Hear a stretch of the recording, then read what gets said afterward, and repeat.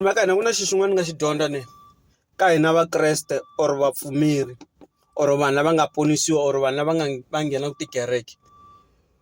Van'wani mi kuma ku loko a nghena kereke leyi mi kuma ku kereke leyi mi kuma ku va profita or va ku byela timhaka ta wena or n'wina mi swi veka ku hi xilungu va ri i ku prophesize.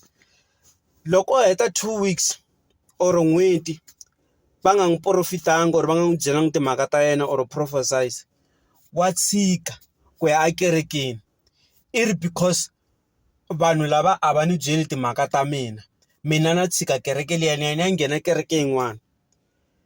Loko i ri munhu un'wana mpfumeri wa ka hina, tsaka loko i nga porofitiwi, loko u nga byeriwi timhaka ta wena hi muprofita or hi munhu loyi a nga na moya. Because of what? Swi vula ku wena wa khongela. Loko i ri khongeleni i khongerisa swilo swa vutomi bya wena bya maxaka ya wena na vanhu lava nga kusuhana na wena. It means swilo swa vona swi famba kahle hikwalaho ka yini? Hikwalaho ka xikhongelo xa wena. I nga siku na siku na rin'we ti nyike problem.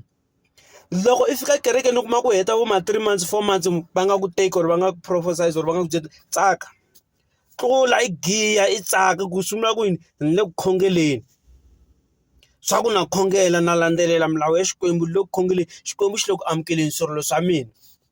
Se vo tala mi kuma va tshikisa tikereke hi mhaka ku a va n'wi porofita a va n'wi byeli timhaka ta yena.